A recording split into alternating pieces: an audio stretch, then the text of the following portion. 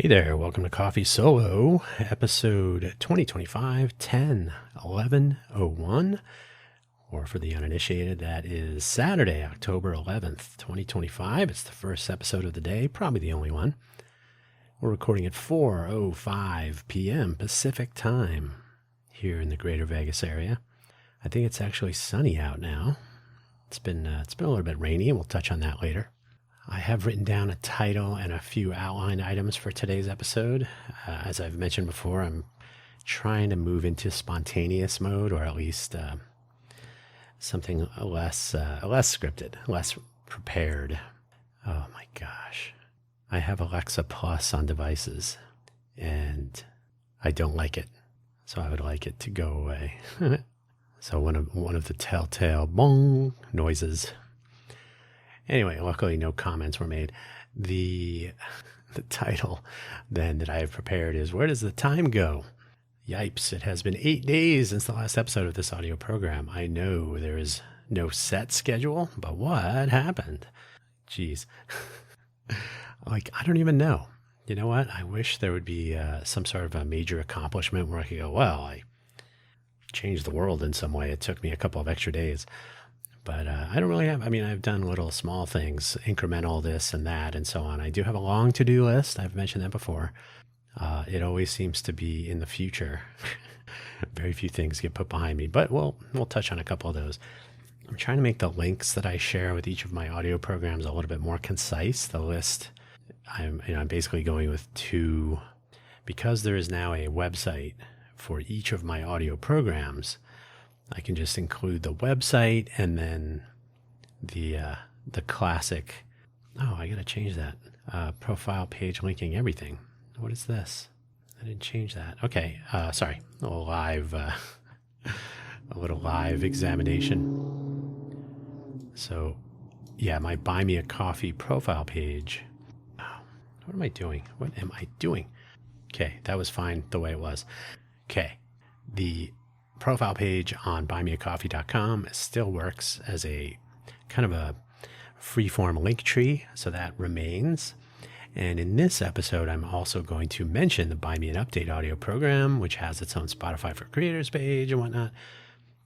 It is available on, actually, I'm going to take that out. It's available first on Buy Me a Coffee and then on Spotify, which makes it available on the, there you go, which makes it available on Apple Podcasts, Amazon Podcasts, Spotify, of course. There's an RSS feed, and there is the YouTube channel. Because Coffee Solo and Buy Me an Update were originally exclusives to the Ko-fi.com and Buy Me a Coffee platforms, I didn't really plan on buying domains and whatnot, and they're still sort of one-offs. Like, they're not really. Buy Me an Update is 5 minutes a week. So that one's pretty easy. I'm not going to build an entire website around that. And Coffee Solo is really sort of personal rants. It's really for me to just vent or make commentary of my own, in my own interest areas and whatnot. And if I want to talk about politics or whatever, which I don't in general, I think politics is kind of a frustrating endeavor, especially lately. Government is totally fair. Politics is the people fighting over it, but government is actually directly impacting people, no matter which party you're in, no matter which party is doing what. There's no parties involved with government. Government is what's happening, right? There's processes, there are laws, some of them are ignored. But yeah, so talking about government and its impact on things, that's totally fair game. I don't have a problem talking about that anywhere. Because it affects everyone in one way or another everywhere. So especially local government, I think people often spend a lot of time looking at national government, federal government, and the history of the United States is steeped in states' rights, and forget about the whole co-equal branches of government. That's not really true. The Congress and the federal government is supposed to be the main, because it represents people. The main source of power and control. They manage the purse, so to speak, the money. But total chaos there. But it's not really co-equal branches. It was never designed to be co-equal. Local governments, state governments, those vary. As has often been said, there are 50 experiments going on within the United States grand experiment of a democratic republic and all that. So anyway, the profile page linking everything at buymeacoffee.com/DanHugo has always been in place for like 5 years now. One of these days I will get the actual date that I first signed up, but it's been around. It's been a while. I think I created it during the pandemic, lockdowns and whatnot, when I first got back into podcasting. And now look how far I've come once again. I've already told the story of Radio Sunnyvale and all that stuff I think it was in an episode of Quaggling Sand. At some point I will revisit that then and now, which I've also done an episode about then and now. Anyway, that's what Quaggling Sand is for. Coffee Solo can be found at danhugo.com. I might, let me move that. I'm going to move that up. I'm basically putting the homepage first for the various things. Okay, there we go. So first thing, danhugo.com. That's where you'll find the Coffee Solo information, links, etc. Very much a work in progress, which I'll touch on.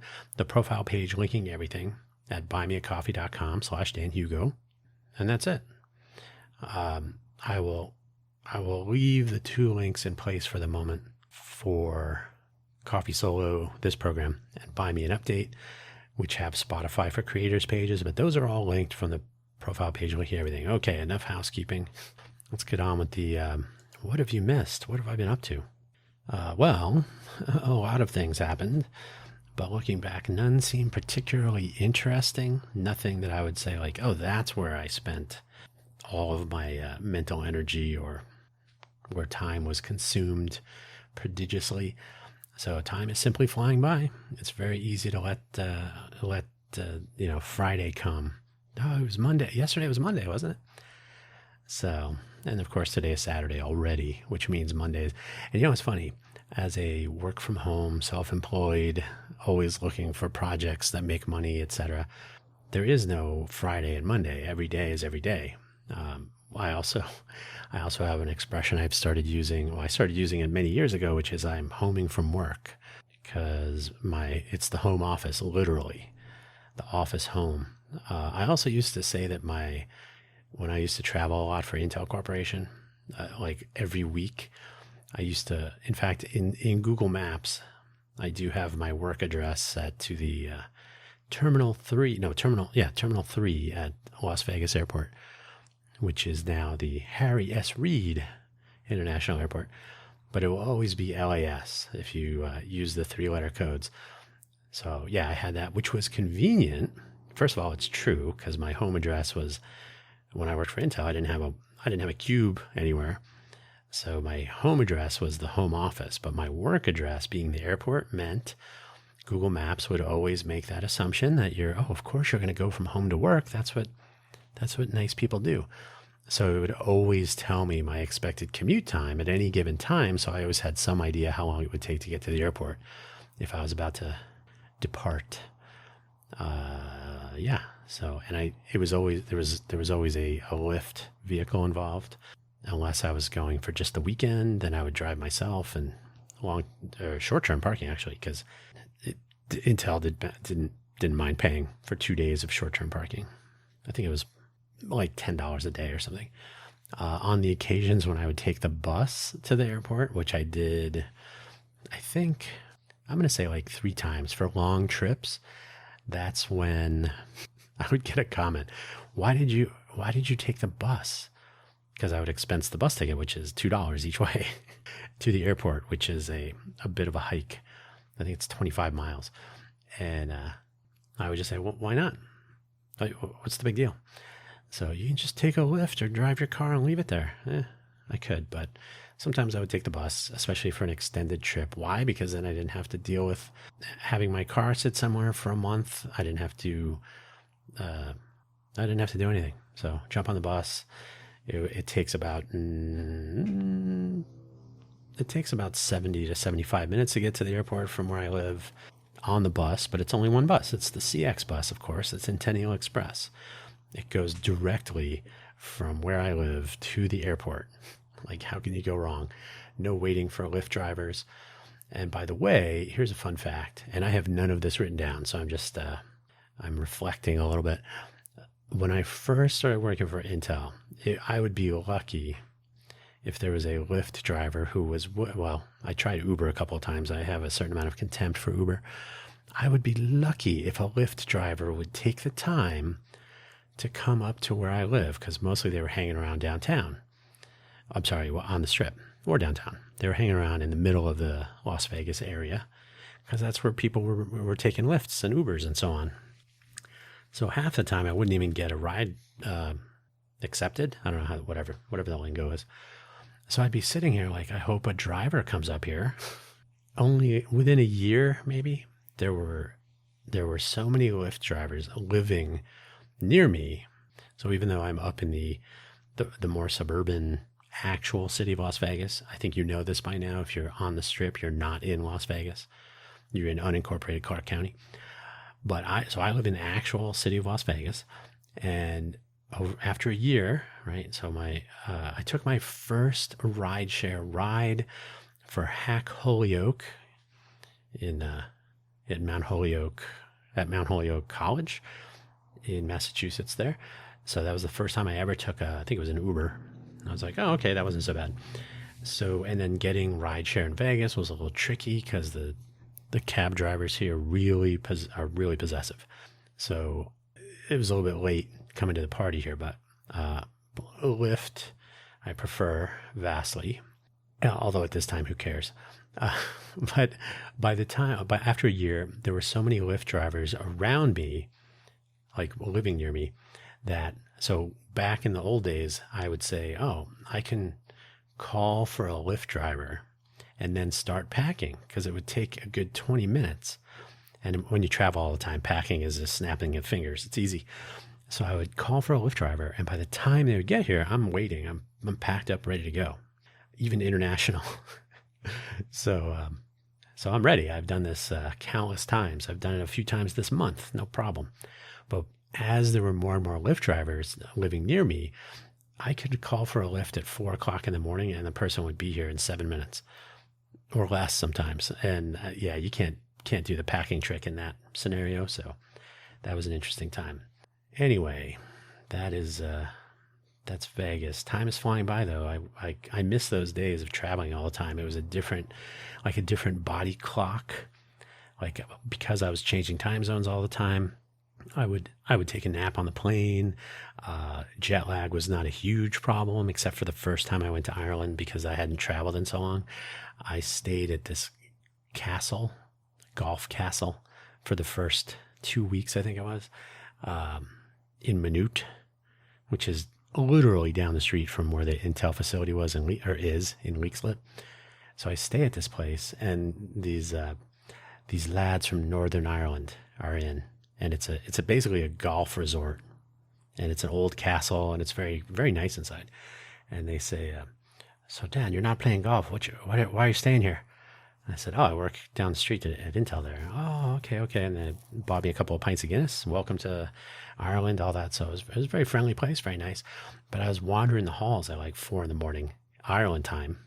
So that was jet lag. But as I was traveling more and more frequently, more time zones, more having to be ready to go and all that, I found that adjusting my sleep schedule, which I've always been able to do pretty much. The trip to Ireland was an 8-hour shift in time overnight. So I was not quite used to it. But as I got used to it, and with all my traveling and my general sleep flexibility, once I had that momentum back, it was fun. It was pretty easy, and it was always good to keep the melatonin at bay. No, I never took melatonin pills or anything. At best, I would drink coffee at the airport, have a couple of, especially if there's a nice Italian coffee shop with proper espresso and whatnot. So yeah, good times. Anyway, first things first, I was really, really hoping my upstairs neighbor was moving out last weekend. Probably, yeah, that was Friday. So I think I may have mentioned this in the previous episode of this audio program, which was on October 3rd, I think. So I heard all kinds of chaos going on upstairs, like disassembling things, hopefully, with power tools, right? So probably like a wrench, a drill based wrench, I don't know if you can hear that, but just this muffled sound of construction or deconstruction, one of those. And I was like, oh, interesting. So when they were playing music at 1 o'clock in the morning, pretty loud, and it shocks me to this day that the next door neighbors of the person upstairs are not like, what is going on, dude? You gotta turn that down.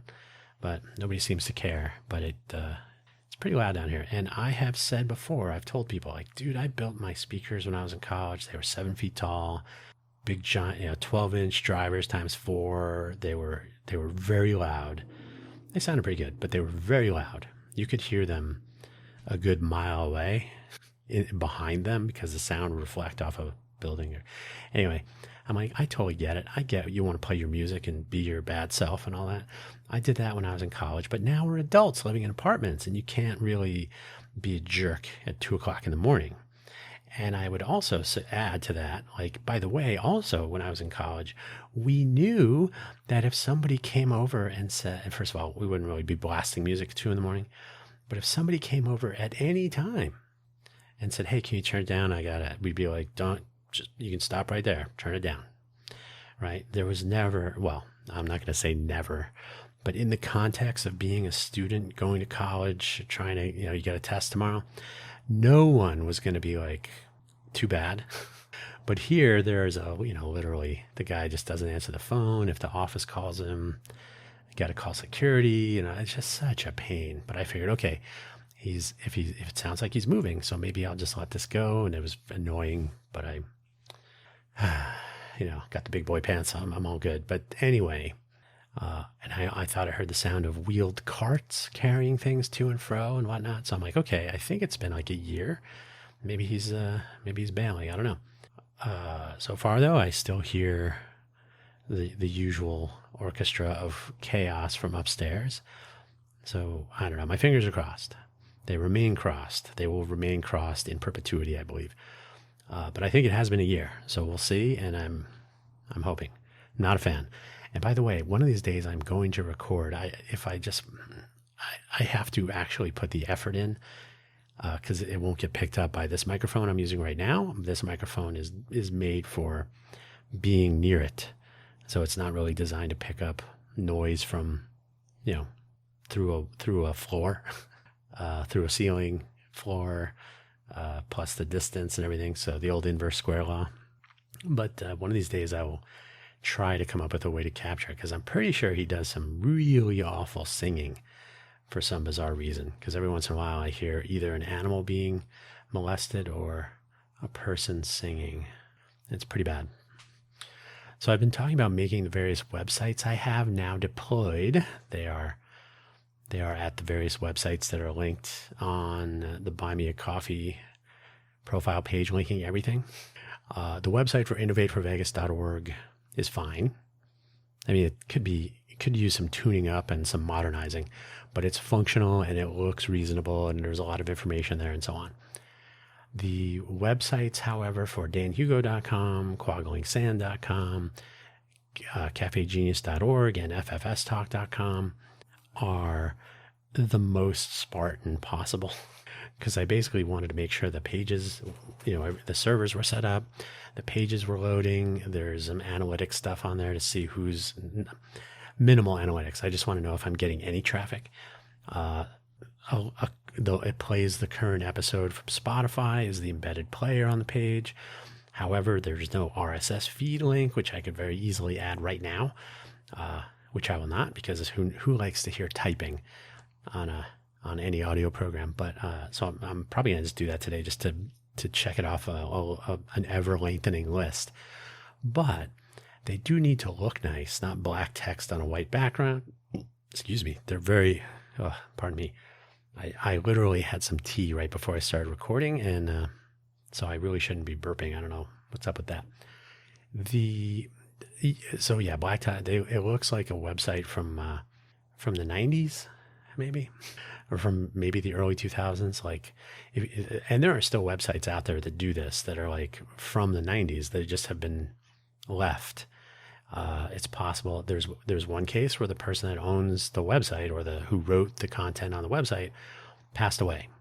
Unfortunate circumstances to say the least, and so someone is maintaining the website as is, probably as a bit of a memorial. And the person I'm talking about had a lot of interesting things to say, so a lot of interesting articles and whatnot. So pretty useful. And so somebody's doing yeoman's work in keeping that up to date, but there's not a design update. So when I look at the current state of affairs of my various web properties that correspond to my audio programs, I'm like, these are so ugly, but they're there. That's something.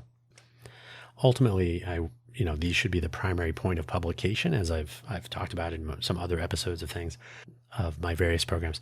And I mean, if Spotify chooses to delete an account of mine, which they did do with Hugo Floss, the original, the hugofloss.co episodes, it would be nice if I could say, well, that's fine, because the primary point of publication is a website that I own. So I do use Spotify as a distribution and hosting platform, but you should always be able to locate my content or me or whatever I'm up to from something that I own or have control over, so that can't happen. And that is the posse theory. That's publish on your own site and syndicate elsewhere, or everywhere if you like. So POSSE, publish on your own site, publish own site. So yeah, I'm fully embracing that over time.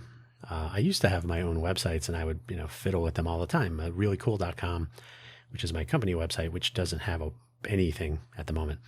But reallycool.com used to be where I would play with different, modern web stuff. At one point I had like a windowed desktop. So you would visit reallycool.com and you could open up a window to look at this or check out that and drag things around. Maybe too much, and probably not mobile friendly, but still, I was much more, much more interested, I guess, in playing around with web front end stuff back then. I'm not a web designer, not by any stretch, but I have got the beginnings of Tailwind plugged into my skill set now. The current pages that are loaded when you visit any of the websites that I've mentioned are Bootstrap based. That's the Twitter CSS framework, and it's fine. It works.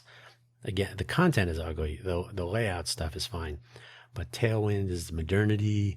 So class-based CSS, and so I'm utility class based.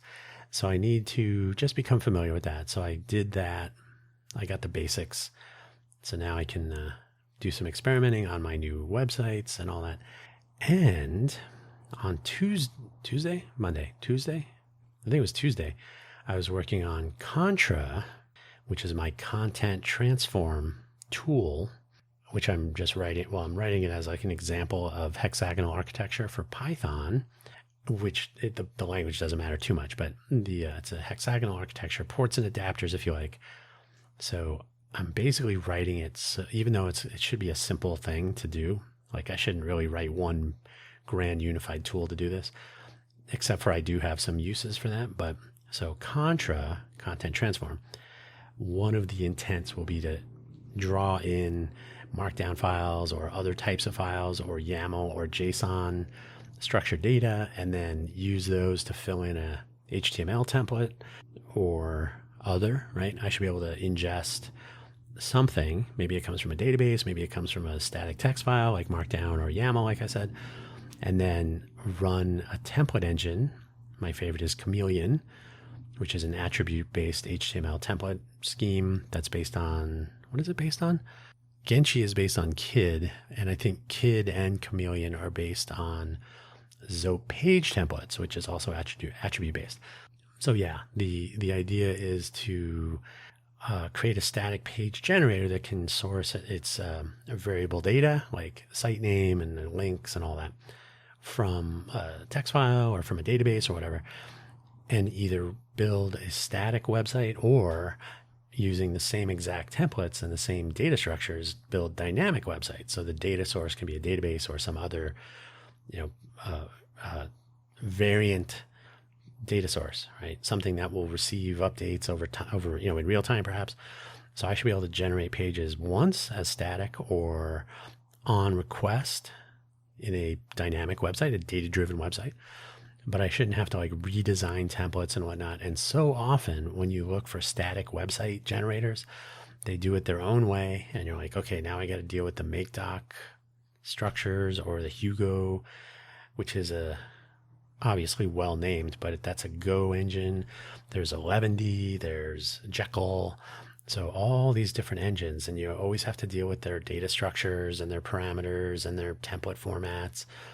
I'm like, why don't I just use the template format that I would use if I was building a data-driven app? Just use the same thing, but generate static pages. So that's the plan, which is an easy way of putting off completing those items on my to-do list. How's the weather? So it's been raining in Vegas a little bit, but although a lot in some places. Where I live, it rained a little bit.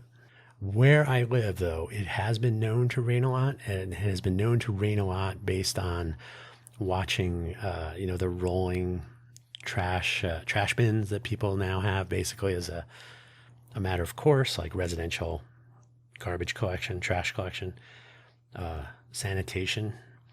They basically have these automated pickup vehicles, production by street. So they have this arm that comes down with two half circle grabbers, wraps around the container, pulls it up, dumps it out. So those containers are pretty much owned by either your city or your county, or they're leased or otherwise maintained by them, and they're owned by the sanitation company or whatever the case is. So those are fairly typical. I think you probably have some idea what those are. You would see those floating down the street because there's that much water and there's that much of a current. So, I mean, those things they don't weigh a ton, but they don't weigh nothing. So that's always kind of impressive. I haven't seen it rain up here where I live in a while like that, but the promenade by the lake on the Strip had been known to really flood for real. And there'd be problems with sewage coming up into the flood stream, which is never fun. In fact, I don't think it would be unfair to say that stinks. But the Strip had been known for a while to have a couple of spots that would flood very badly. Well, I haven't seen this in a while. You always see the flood warning, but you never think like, oh, is that really happening? And again, I haven't really heard anything about the promenade flooding. And there were a couple of spots like that were higher profile, right? You're going to get tourists that are ankle deep or worse. I mean, sometimes much worse.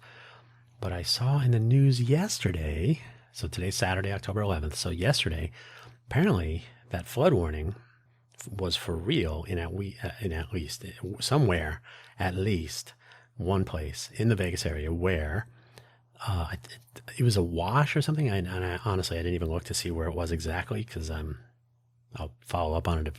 I am curious, but there's some wash somewhere. Now I will say Las Vegas has a whole water recovery scheme. So that snow melt, ice pack water will run to Lake Mead or wherever, however it gets there.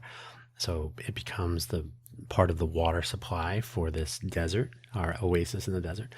So they do have some way of channeling some water, but they are notoriously bad at dealing with something that is not in the known floodplain that has not already had some sort of recovery channeling developed, right? So you can say, oh, who knew the promenade was going to flood like a small river? We didn't account for that. So the floodplain and water recovery channels and whatnot are in place. I don't know that they're adding more. I don't know if they're really accounting for this. There has been a population growth. It hasn't been outrageous, but over since the census, 10-year census, but it just in general, the population can vary. And so the water needs vary, and there's all kinds of, we don't have a ton of extra water in this part of the country. So it's kind of amazing, but yeah, there was a wash somewhere that flooded, and apparently 3 people were taken up in the floodwaters, and 2 of them were rescued. And as far as I know, 1 person was not. And since we're here, you already know that I know that you don't want to hear typing, but I'm going to type a little bit. Let's see, that wasn't so bad. 8 news now. 2 women rescued from wash. 1 remains missing. Let's see where this was.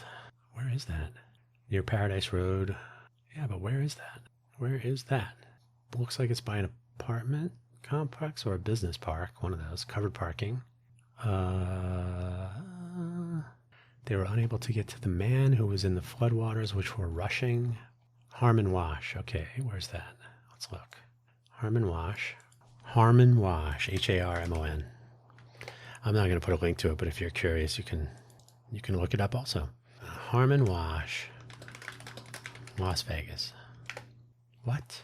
That's car wash. Okay, you're not going to be able to find it. Okay. Paradise Road. Harmon Wash. Sorry to bring the whole thing down here, but I am curious now. We can talk about it briefly. Harmon Wash in Las Vegas, near Paradise Road. 2 people, Priscilla Storm. You know what I would like to see, which I've talked about? I would like to see when there's news reported with a location attached to it, there should be an explicit, like they could, oh, there it is. They did. Channel 3, KNTV. I'm sorry, Channel 13.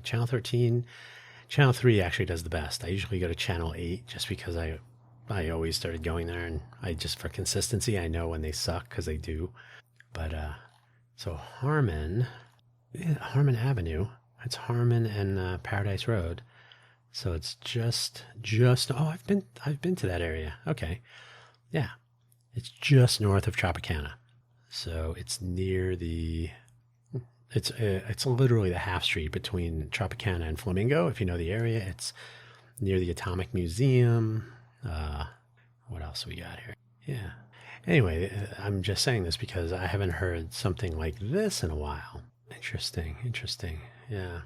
I haven't heard of this level of flooding in a while, so it's kind of interesting. Anyway, I think deserts, the desert southwest of the United States, I think in the early days, they were like, it barely rains here. What's the big deal? But over the decades, over the century, in various places. So Phoenix, for example, when we first moved to Phoenix in 1976, 77, I think it was 77, where we were living temporarily on Dunlap Avenue had this massive construction project to put in some new sewers because they didn't have any apparently, and so they were getting the equivalent of trash bins floating down the street. So the curved, they're convex streets, right? So that keeps the water flowing to the gutters on the sides. But if that water doesn't have anywhere to go, the more it rains, the deeper those the deeper the gutters become, with who knows what's floating in there. With Phoenix would only rain basically during the monsoons, and then maybe in January, February, I think, but it was mostly August, September. So any oil, any whatever, who knows what's on the streets, is going to be in the gutters, and that would just sit there, so that it didn't really have anywhere to go. I think Vegas probably has something similar, even though we have this aggressive water recovery system somewhere. And one of these days, I want to actually dive into that because I don't really know the details of it. I just know that we have water recovery, so it'd be interesting to learn more about that. But yeah, so you would think, there's a little commentary. You would think if we have some idiot with a underground boring thing, like some company named after it, is spending all of his time boring underground to put in what could be a subway, but no, is underground streets where Teslas with drivers in them can run around commuting. You would think at some point someone would say, hey, could you put in maybe one channel to take floodwaters back to down to Lake Mead? That would keep them busy for a while, keep them out of politics maybe. But no. So we have the Loop, which is not to be confused with the Loop, the downtown Loop, whatever it's called, which is a small bus that runs for free in a, wait for it, loop. So you can get it basically runs from the Stratosphere, it doesn't stop at the Stratosphere, but just on the north side of the street. What is that street? Is that Sahara? It might be Sahara. So it runs from basically the bottom of the Arts District all the way up to like the Mob Museum on Stewart. Is that Stewart? I think it's Stewart. And then, so it loops around. So if you are wandering around downtown, you want to shoot past the plaza, you want to go down to the, the Pawn Stars pawn shop, or some pizza places. So there's a few things. It takes you right by the Wise Guys comedy place where I've done some open mic. There's some cool stuff in the arts district, of course, and it's growing, so they're going to make it awful. But you can jump on the loop, or you can take the other loop, which is getting into a Tesla vehicle and cruising around underground. And I've not heard any great things about it. So City Nerd has done some commentary on it. He used to live in Vegas. He's a former transit planner from Oregon. I think now he lives in New Mexico, but he's always making YouTube content about getting around. He and I are both carefree. So I had this idea a while back, like when I was working at Intel, around co-creation of assistive technologies, basically making better things for people who need them. This is my actual like tagline. Better things for people who need them, which makes better things, which leads to better things for people who want them. So the business case for this is, well, you're going to make better products for everyone, right? Right now, they just basically make products better for people who want them. And if you think about it, just take one stupid example, which is right in front of me. The various Amazon smart speaker, smart display, whatever products, they're okay, right? They're okay. They've always been okay. I've never really put them to use because they're only okay. And even the Plus version now, which I get for free with my Prime thing, whatever, not a step forward. I use it less than I used to, and I wasn't really using it much at all. All the voice assistant technologies and so other silliness. I don't use it on my phone either, so I'm just not a fan. But part of the problem is that it doesn't, or for the longest time, it didn't really work if you were not speaking clearly and concisely. It also doesn't recognize individual speakers, so it would basically pick up someone speaking in a podcast or on a TV show or on a YouTube video. So they said the activation word, right? So they don't maintain any context. They're all about an activation word. Of course, they're always listening and recording all that stuff. So what I would like to see is modern technology say, okay, let's start with the people most likely to use these with the most return on their investment. Dealing with this is people who have some sort of assistive technology need where they could use their voice to activate and control things and to get some status back and so on. Like if you make it work for somebody who has been injured, like an injured veteran, or you make it work for people who have other illnesses or who can't get around, you make it work rock solid for them, it's automatically going to be better for everybody, right? Oh, now it understands if you're not speaking clearly or if you're not speaking in a place, it's more proactively picking up the near field and far field, trying to pick up like, oh, does somebody need me? Does somebody need help? Do we need to call for emergency help and so on? Like, I don't really need you to turn on and off my bathroom lights. I want you to, but I can also get up and turn them off myself. Someone who needs this cannot do that and cannot make sure that the water temperature in their bathtub is not going to injure them, right? You're not going to scald someone because there's a connection between temperature sensors and control systems and voice activation. So smarter technologies that are built, tuned, developed, co-created with people who need them, who would benefit, their lives would be better with them. That's why are we doing this stuff, right? Why did I become an engineer? Come on, to make I don't know. My joke was always to make fart websites. Some people do that. So that's not really why I got into this business. So for the longest time, I've been trying to do that. And this year, so CES 2026, they're going to have age tech and aging in place, I think it is. Age tech and accessibility, I think that's what it's called. Not aging in place. Aging in place is a thing. Now it's more living in place. The assumption is that you're going to live in one place for long enough to go from fully ambulatory to not fully ambulatory, maybe needing more grab bars, or steps are a bad thing as we get older. just things like that. So you're designing with that in mind, that you're going to go through phases of needing a little bit more accessibility consideration, but also assistive technologies that are a little bit more proactive. So I've been talking about this for years. And this year at CES, they're going to have this program. And I've been saying, like, hey, you know what? Vegas, probably not going to be 40 million this year, maybe 39, who knows? But we have a lot of people visiting here every year. Some of them require accessibility considerations, and they might even benefit from assistive technologies.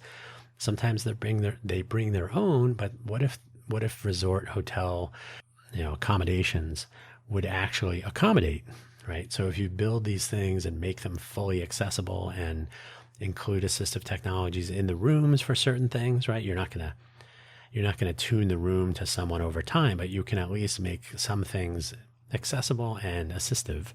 And what is the right configuration? That is where you ask the people in the room. You ask them when they're staying here, like, so how did this work? So you connect the co-creation effort with the various people visiting from so many places with so many different considerations to accommodate. So I've been talking about this for years, like I said. So I don't know, I'm thinking about trying to get this going for CES to have some meetings.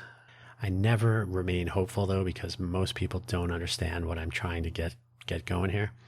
That's the nature of Vegas, but also the nature of CTA, the Consumer Technology Association, which has blown me off every year since 2022. So that's a shorter path of annoyance. But generally speaking, it's mostly, that is a great idea, except that nobody is interested in that stuff. And you're like, well, nobody that you know, maybe you should get out from behind your computer screen and talk to people. And you'll find that most products don't work for everyone.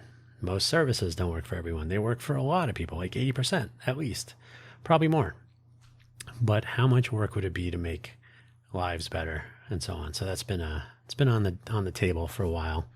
I'm gonna try to get that going. LinkedIn has become Instagram. That's another bullet item here on my outline. And I've actually started seeing, and now I visit LinkedIn to get the quick rundown. I very rarely comment. Very rarely. I will occasionally include a reaction, usually a celebrate, the little hand clapping thing. Somebody makes an announcement, they passed the bar, or they got a new job. Okay, great. Celebrate, good thing. But I mostly wish that people would communicate like humans rather than posting and then not caring what other people say. But LinkedIn has become just a garbage pile. But now it is becoming an Instagram garbage pile. So the other people have started saying the same thing. What is this, Instagram? You get nothing but selfies. Not nothing, but you get a lot of selfies.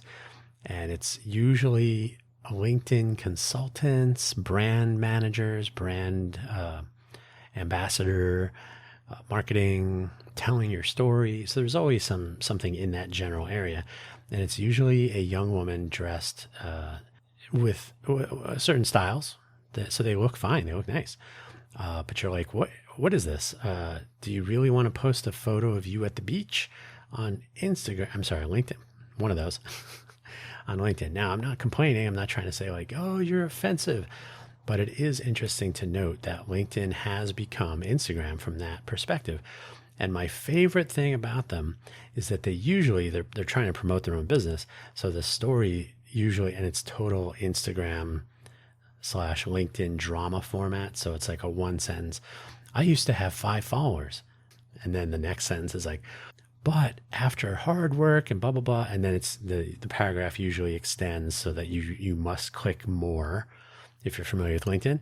So that one attention grabbing sentence and then a paragraph, like 2 sentences that forces the more click, and then paragraphs of 1 or 1.5 sentences so that that it looks like a very choppy read. But the take home is you're like, yeah, you used to have 5 followers. Now you have 50,000 because you're posting Instagram selfies, and there's 0 cost to follow you on LinkedIn. Right, I can click the follow button. My work is done. So now my LinkedIn feed can have, and it's a lot of people in Dubai for some reason. Dubai has become, or that area, the Emirates, And that region has become something of a startup hub. Some funding can be had there and so on. So there's just more people maybe more people feeling entrepreneurial and posting their selfies on LinkedIn to develop some sort of business. It's not clear that to get, 50,000 followers, are you getting so much business that you can't count the money fast enough?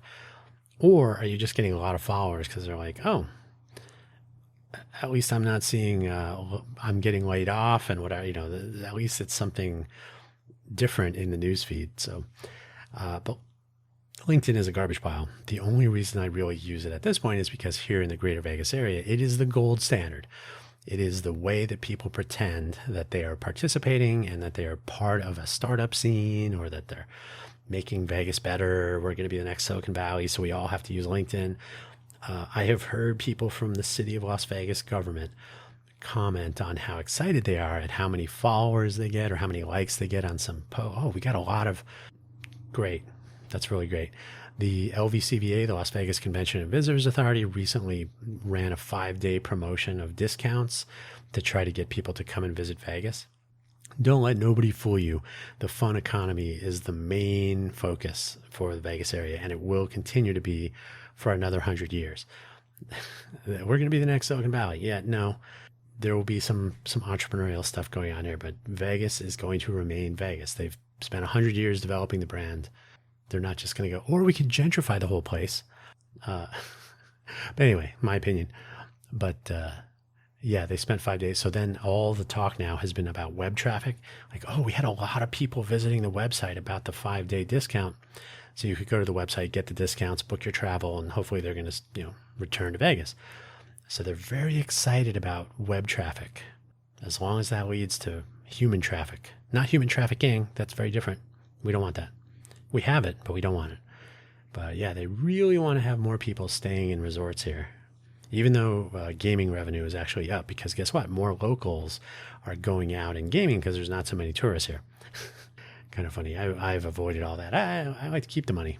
Why give it to the dealer? Although the California in downtown Vegas, I think, is the first one to make this a formal thing. They've removed all of the human dealers from their casino floor, and they are now 100% automation.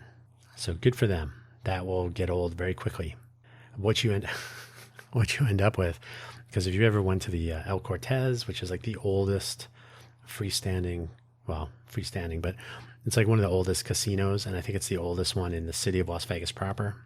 I think it's been a while since I've reviewed those stats, but the El Cortez, first of all, it's been a while since I've been down there, but it has a smell to it that you just cannot deny. You'd walk into that place and it would be locals sitting at slots, right? Could be poker machines or whatever. They're just sitting there smoking their cigarette with 2 inches of ash ready to fall somewhere. And I don't know El Cortez has human dealers, or they had. It's 21 and older. Is that true? Yeah, it is. I believe that's true. So you're pretty much, you're not family friendly. You're looking at the locals coming in, people that stay on the Fremont experience. They can wander over to the El Cortez for a little bit of history, but they're basically, and some good restaurants actually, Seagulls, pretty good. But you're basically going there to play slots. You don't see a packed house of people playing slots. Part of the fun of being in a casino is that banter with and you can't throw dice on a table without dealers, right? So I don't know how that's going to go. We'll have to see. But yeah, at least LinkedIn is less boring, but people still treat web engagement as much more valuable than I think it is in the fun economy sense. So we'll see. But LinkedIn is a garbage pile. I have to be honest. I really have grown to hate it. And every once in a while I toy with closing my account, but it's a necessary evil. And for all the connections I've added over the last 30 to 60 days, I'm trying to aim much more local. So not so much former colleagues in different companies, but people in Vegas, in government and education and so on. But those people do not respond in any way to any outreach or other engagement. They only connect on LinkedIn, and then I'll never hear from them ever. So it's kind of a waste. And that's Vegas. Hacktoberfest is coming up on halfway. Do you think I have our Project Act thing ready to go for all that? No.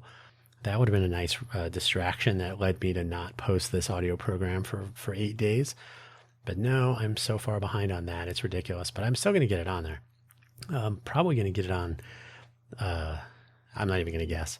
But what I'd like to do is get it on there so that people are aware of it. So maybe getting it in there early would have been too much of a, too much chaos. Yeah, rationalize. That's what I'm doing. But I would like to get some people to at least understand what it is or take a moment and go, oh, okay, I see where the value could be here. So we'll see. Hacktoberfest ends on October 31st, as the name implies. We'll see. We'll see. And plus, I need to make 4 pull requests. No, 6. I need to make 6 pull requests somewhere and get my badge. Anyway, anything else? I don't think so. I've been drinking yerba mate, and I got to be honest, I think I got this yerba mate that was a little bit more mild, not so, the first yerba mate I got, which I cannot remember the name, Rosamante, maybe? That sounds familiar. Rosamante. Wasn't that the ship in Expanse?